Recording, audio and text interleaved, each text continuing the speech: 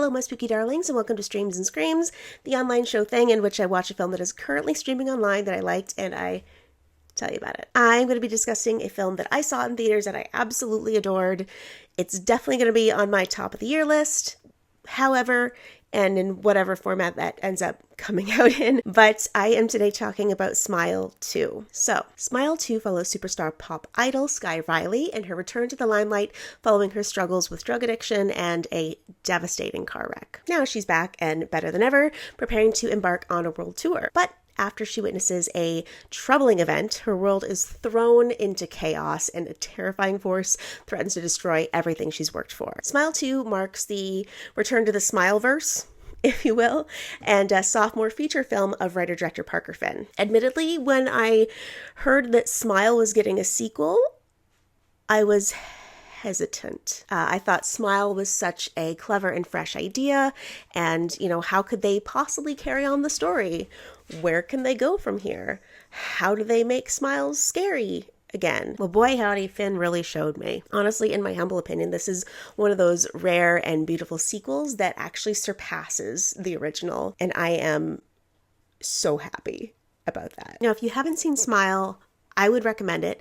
Smile 2 is a standalone story, so it's not absolutely necessary, but it does add some important context to the film, especially the opening sequence. The significance of that really kind of hits home if you know what you're seeing, if that makes sense. If you haven't seen Smile the first and you want to check that out, you can find it on Paramount Plus and Crave. Back to Smile 2. Okay, I'm going to start with the opening because holy cannoli, it is incredible. Listen, I'm a stone cold sucker for an extended one take, and opening your film with an 8-minute one shot blast, sir.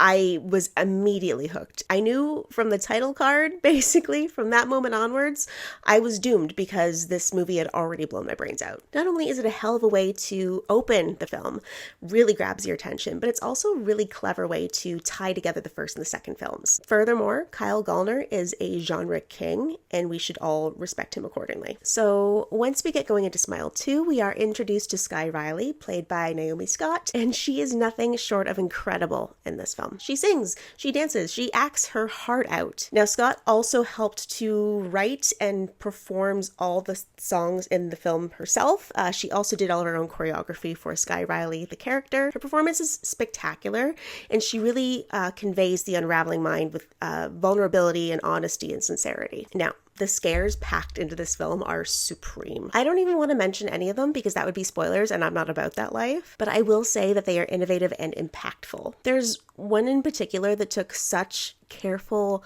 planning and choreography, which is something you don't see too often. Another right off the bat is just so gnarly. These scares work, and I'm going to be thinking about them for a long time. Set in the world of superstardom, Smile 2 takes you out of the world of cabins in the woods and dank basements and etc. The settings are bright, clean, and almost sterile in the professionalism of this world. Now, the reason why this works so well is the same reason it works so well in Midsommar. It's that unexpected environment that is too bright for this type of scary. It's too clean, it's too pure, but it just happens and it's great. The score was done by Cristobal Tapia de Veer, who also was responsible for the music in The Black Mirror and The White Lotus, which makes a ton of sense when you hear it. It's extremely effective in creating an atmosphere that's just dripping with tension and unease. I would 100% listen to the score on its own, but also no, I wouldn't, because it makes every moment terrifying. What I love about Smile 2, other than the cinematography and the scares and the performances and the music and literally everything, is that it puts the hyper-famous celebrity at the focus of the Smile demon or entity or whatever. We so often hold these celebrities on a pedestal and forget that they are real vulnerable people too. Smile 2 knows that they're not immune to the horror just because they're popular, and it puts the demon in an advantageous position with Skye's fragile state of mind post-addiction and also the extent to which it can mess with her sanity. Would I like to see Smile 3?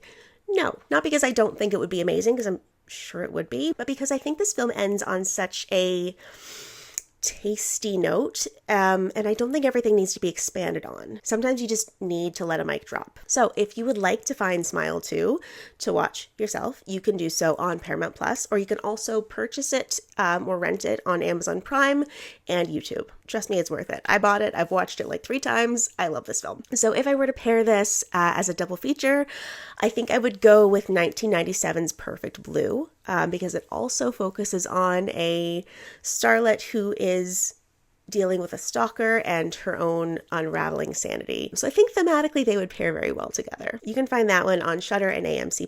I think that's all for this one. I thought Smile 2 was such a delight, an unexpected treasure, that I hope you enjoy it as well. Especially if you've seen the first Smile and you enjoyed it, you'll really get a kick out of this one. If you haven't seen the first Smile, again, you don't necessarily have to, but it will mean a lot more to you if you do, especially that opening sequence. And that's it. So if you like more, comment, let me know if there's any other films that you think I should talk about that are streaming that I can scream through. And also, if you don't already, go ahead, subscribe, follow, like, etc., etc., etc., all those extra steps that feel weird talking about, but they're necessary evil. So yeah, thank you so much, and goodbye.